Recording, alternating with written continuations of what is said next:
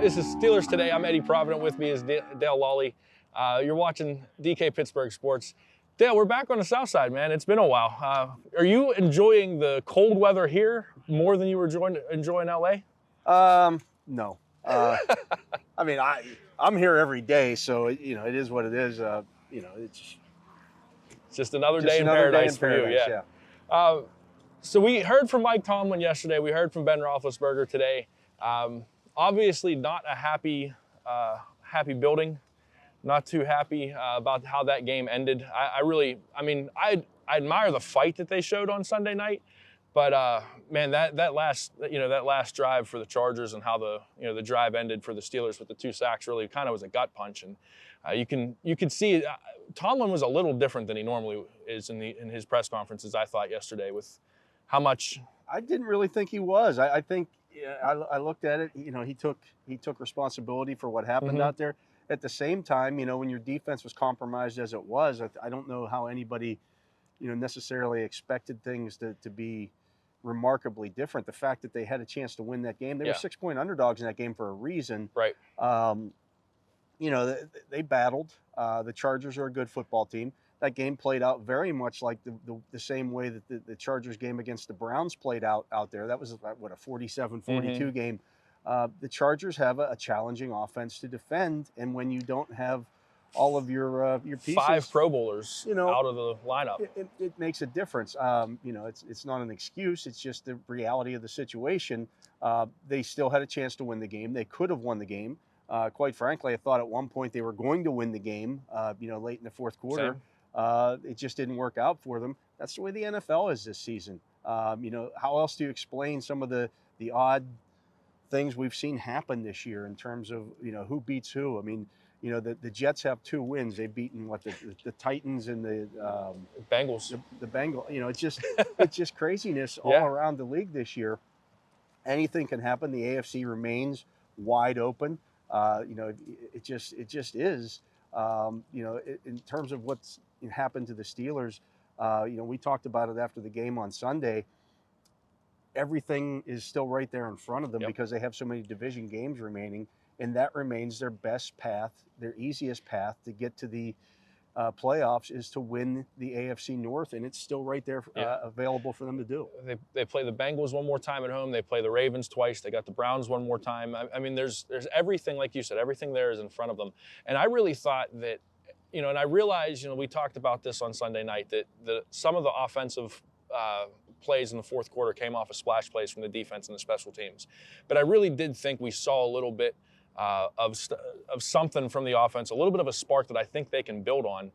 And if they can build on that, plus getting healthy on defense, this team, it's, no one's going to want to play them down the stretch. I thought that the offense in particular, showed some signs of life. And Ben Roethlisberger talked about it this morning. The fact that they were able to go to a no-huddle offense, a true no-huddle offense, not this 2-minute offense that they've been running, but a true no-huddle offense where he's kind of calling the protections and things at the line of scrimmage, and the offense was able to execute it properly was a big deal for this team. I mean, it's still a young offensive line. They're still learning. So, that makes a difference here.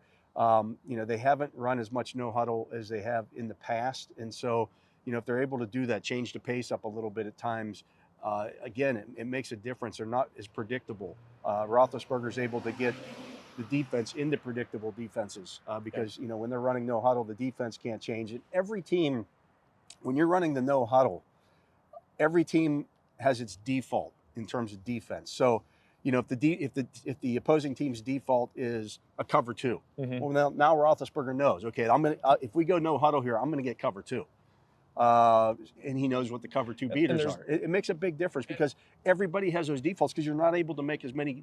The defense can't get its calls in from the and then also sideline. there's the potential for personnel mismatches, and if the defense is in a heavier defense, you can try to get spread out, and so I loved seeing that, and maybe we can get into this after the break. I personally, I have a lot more confidence in Ben calling the plays right now than Matt Canada.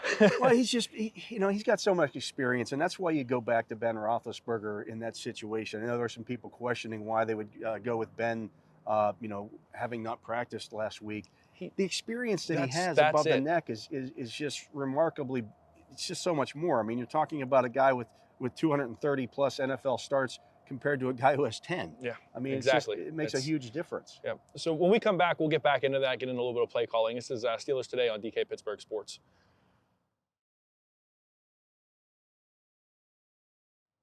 All right, welcome back to Steelers Today.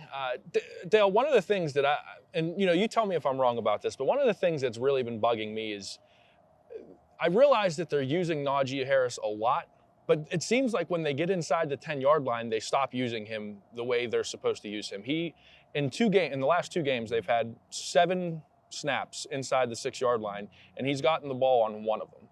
I don't like. I mean, am I wrong about that, or is there something? I get the people complaining about that, and I have as well. You're allowed to run the football in those situations.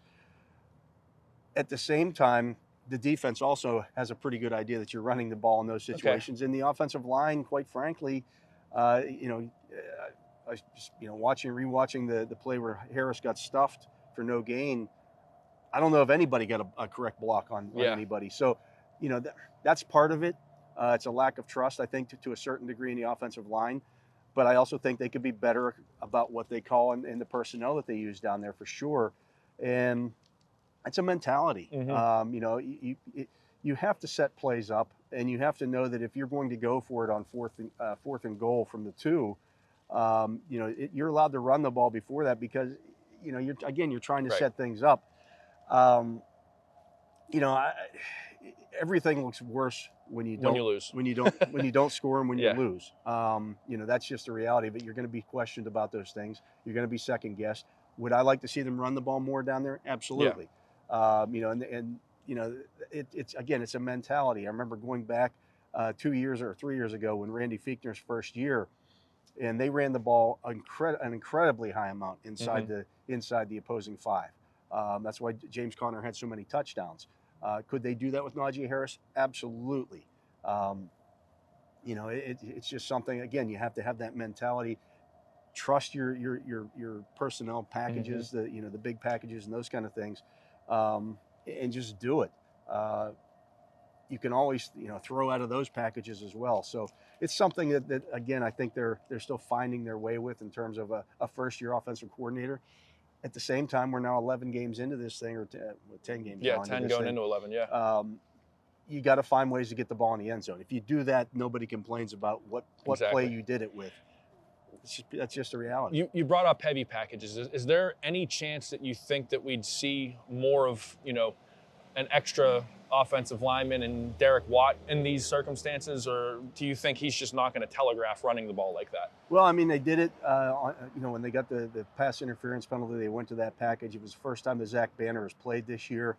They haven't used Derek Watt a lot. They've used him some, very sparingly. Yeah, I mean, but this isn't 1984 where the fullback's going to be out there all the time, and they're not that kind of team. They want to throw the football. They're not the 49ers who want to run the ball and run the ball and run the ball. That's just not the reality of who they are. I mean, I think they could use that package more. So I thought that they would have incorporated it more to this point. Banner's been healthy the last few weeks.